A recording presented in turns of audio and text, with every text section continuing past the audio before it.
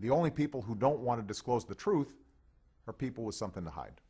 So President Obama's birth certificate has been welcomed with applause and skepticism. But one Grand Junction man says he knows the document was altered. There is no doubt that it has been edited and quite significantly. James Colby says he's never had a reason to doubt our president's birthplace. He's politically independent, yet Colby says he can't ignore the obvious.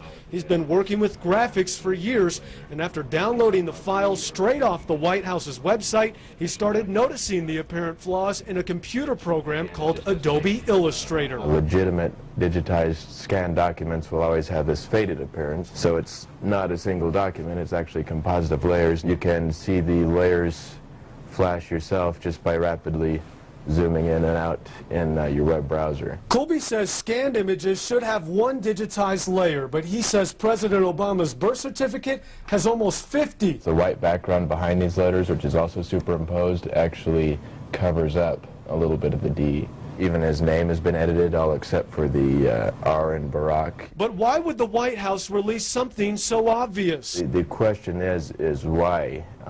Why is it so obvious? Maybe the original certificate was damaged, maybe it was faded, maybe someone was just trying to clean it up.